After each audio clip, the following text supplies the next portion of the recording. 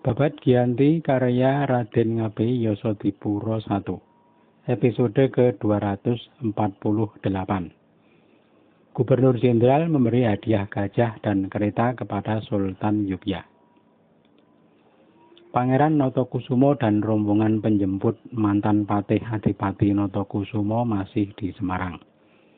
Saat itu datang surat dari Betawi yang memberitahu bahwa Tuan Gubernur Jenderal mengirim gajah dan kereta kepada Sultan Yogya. Kalau Adipati Notokusumo belum berangkat, sekalian kedua hadiah tersebut akan dibarengkan. Paginya semua dipanggil ke loji. Pangeran Notokusumo, Punggawa Jogja, Ki Adipati Notokusumo, dan juga tak ketinggalan Mayor Dungkel. Berkata Nicholas Harting kepada mereka, "Hei Tuan Pangeran Notokusumo, ini ada surat datang dari Tuan Gubernur Jenderal yang menyatakan akan mengirim seekor gajah dan 2 kereta kepada Sultan. Juga hadiah dari Gubernur Jenderal untuk 5 putra dan 3 Raden Ayu. 1 untuk Raden Ayu Kulon, Raden Ayu Ngabei, dan Raden Ayu Puruboyo. Yang untuk Raden Ayu Notokusumo sudah disatukan dengan sang suami. Untuk para putra, 3 dari Pangabeian, 2 dari Adinagaran, Raden Jurit, dan putri dari sang Adipati Notokusumo. Para ibu diberi 3.000 rial oleh gubernur." Kiai Adipati Semarang yang merawat barang-barang melapor bahwa semua sudah siap. Ada 700 tukang pikul yang akan membawanya. Yang 300 dari Jogja, 400 dari pesisir. Jadi hanya 5 hari Pangeran Notokusumo berada di Semarang. Gubernur melepas keberangkatan Pangeran Notokusumo sampai di Paterongan, lalu kembali ke Semarang. Yang terus mengawal sampai Jogja adalah seorang alperes, seorang sirsan, seorang kopral, dan 12 serdadu dragonder. Perjalanan Pangeran Notokusumo berhenti semalam di Jambu, lalu paginya berangkat lagi. Pukul 11:30 sampai di Secang. Terlihat dari kejauhan ada pasukan besar dengan pakaian warna-warni yang datang menyambut. Mantan patih Adipati Notokusumo bertanya kepada Mayor Dungkel, "Tuan, ada banyak prajurit datang. Apakah sudah sampai di Mataram?" Mayor tersenyum dan berkata, "Bapak, bukan Mataram, tapi baru sampai di Kedu. Ini markas barisan Secang. Pasukan bersenjata itu milik Wedono Panumping Ronggo Prawirodirjo yang ditugaskan menjemput Anda. Ronggo membawa para mantri dan prajurit mancanegara, juga prajurit gerobokan pimpinan Adipati Yudonagoro, yang dulu namanya Adipati Suryonagoro. Ketika Sultan masih berkelana di hutan, yang menjadi andalan adalah Ronggo Prawirodirjo dan Suryonagoro. Keduanya perwira yang berbobot dalam perang dan sanggup menahan Belanda. Pasukan penjemput bersiap menjemput dengan berbaris berjajar di pinggir jalan. Gending kodok ngorek terdengar mengalun lirih. Sesampai di tenda, para prajurit pilihan yang berbusana mencolok berbaris menyambut. Adipati Notokusumo kagum melihat para prajurit. Setelah semua duduk di markas Secang, Pangeran Notokusumo mengenalkan para punggawa yang hadir. Ini adalah Dinda Ronggo, yang merupakan ipar dari putra Paduka Sultan sekaligus menjadi panglima perang. Adapun yang seorang ini adalah Dinda Suwandi, putra dari adik Paduka Paman Onggokusumo, yang juga merintis perjuangan putra Paduka Sultan. Tak lain adalah 2 orang ini dan 1 lagi Tumenggung Jayadirjo yang sudah gugur di medan perang. 2 punggawa dan ketiga Jayadirjo adalah perwira yang pemberani dan cakap dalam menerapkan strategi di medan perang. Demikian kata Pangeran Notokusumo. Sang Adipati Notokusumo sangat heran, lalu berkata, "Hei Suwandi, apa engkau sudah lama mengabdi kepada Kanjeng Sultan?"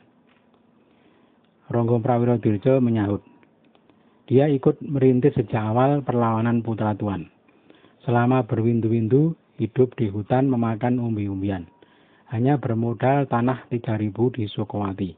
Saat itu melawan satu negara utuh. Sang Adipati berkata pelan, "Nak, kehendak Tuhan yang Maha Agung. Kalau masih dijaga, siapa yang bisa mencari mati?" Raden Ronggo menyembah dan berkata, "Sungguh, ibarat satu di antara 1.000 putra tuan Kanjeng Sultan itu." Pelayan yang menyajikan jamuan datang. Segera mereka makan bersama. Suara gamelan lirih mengiringi mereka santap siang. Adipati Notokusumo selalu terheran-heran melihat penampilan para prajurit Yogyakarta. Busananya asri dan pantas. Pantasnya mereka punggawa yang punya sawah 3.000. Adipati Notokusumo berbisik kepada sang putra Pangeran Notokusumo. "Apakah seperti ini pakaian para prajurit Jogja? Sungguh mengalahkan prajurit yang dulu-dulu. Seperti si Suwandi dan Ronggo ini, berapa sawahnya sampai bisa menjamin para prajurit dengan begitu mewah?" Mayor Dongkel yang mendengar bisik-bisik Adipati Notokusumo tertawa. "Bapak pasti heran melihat pakaian para prajurit Jogja."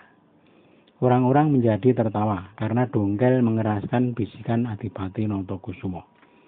Mayor lalu menjawab, "Bapak, putra Anda Sultan tidak menyimpan harta di gedung, menyimpannya pada para prajurit. Abdi yang hanya punya sawah 50 atau 25, sawahnya hanya untuk makan saja. Dia tidak perlu memikirkan pakaian, karena semua pakaian diberi oleh Sultan. Mereka tak membayar sedikit pun, termasuk para kliwon, wedono dan bupati, serta para mantri. Semua perabotan hidup disediakan oleh Sultan." Sudah selesai para pembesar makan bersama. Sisa jamuan segera diberikan kepada para prajurit. Tukang pikul 400 dari Semarang sudah diganti dari mancanegara. Semua perabotan dan perlengkapan berat dibawa dengan sapi. Semalam rombongan berhenti di Secang. Paginya tanda berangkat sudah dibunyikan. Pasukan penjemput berada di depan, rombongan dari Semarang di belakang. Pasukan sejumlah 2.400 prajurit berkuda berangkat dengan menabuh tambur dan membunyikan seruling. Lagi-lagi Adipati Notokusumo terheran-heran melihat barisan pasukan Mataram. Mayor Dongkel berkata, "Bapak, lihat itu pasukan Mataram prajurit Kanjeng Sultan, dan yang itu prajurit mancanegara. Semua berbaris rapi dan kompak seperti pasukan kumpeni. Terlalu pandai Sultan melatih baris berbaris." Adipati Notokusumo berkata, "Saya ini tuan, orang desa dari Ceylon. Sungguh heran melihat cara berbaris prajurit sekarang. Melebihi cara prajurit zaman saya dulu. Tuan, ketika zaman saya tak ada yang seperti ini." Di sepanjang jalan kodok ngorek terus mengalun. Sampai di Sorogenen kodok ngorek semakin keras berbunyi. Lalu disambut suara tembakan dari prajurit Sorogeni. Mayor Dongkel turun dari kuda dan membawa para bupati masuk ke markas. Para punggawa duduk mengitari bangku. Jamuan sudah digelar oleh para mantri gedong dan juru masak dari kumpeni. Semua lalu mesantap siang. Kodok ngorek berhenti berbunyi. Diganti alunan gending selindro lirih. Di luar para prajurit menata pondokan.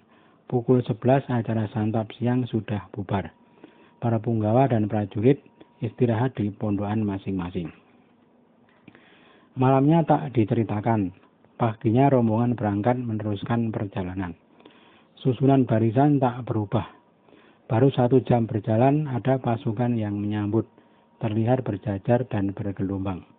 Adipati Notokusumo kembali bertanya, "Apakah yang datang itu pasukan kumpeni?"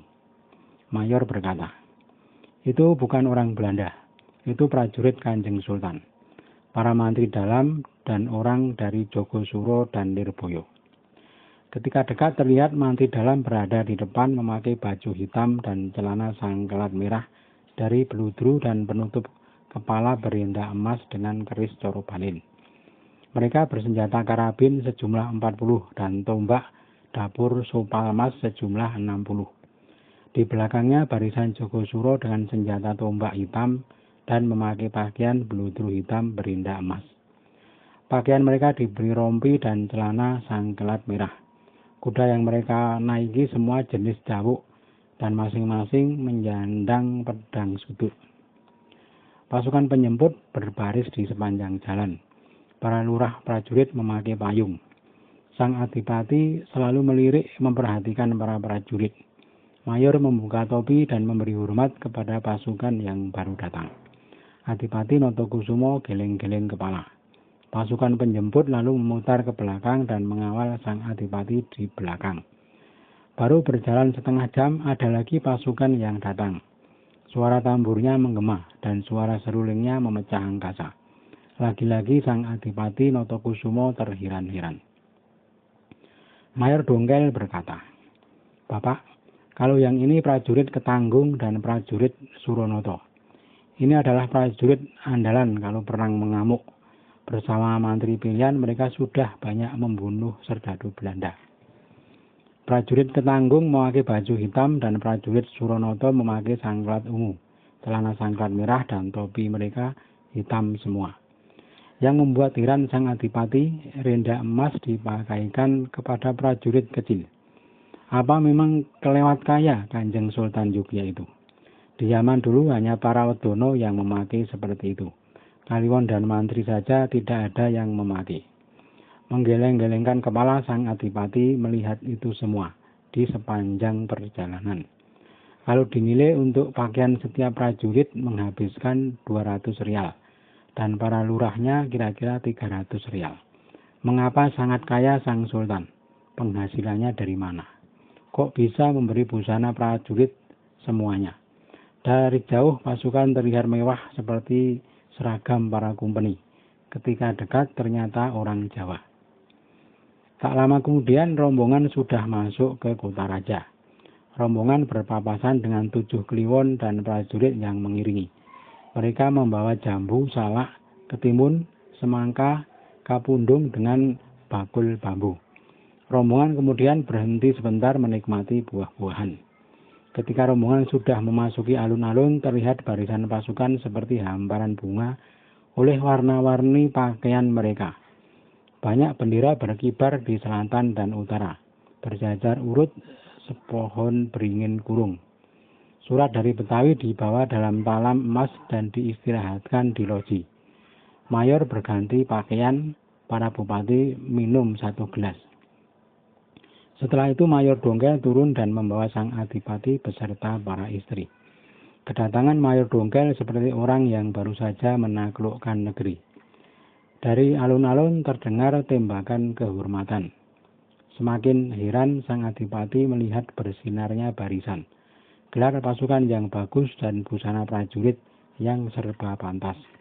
Sungguh melebihi prajurit raja-raja di zaman dulu. Tandu-tandu yang membawa para wanita turun di tenda. Sultan sudah keluar menyambut dari dalam istana.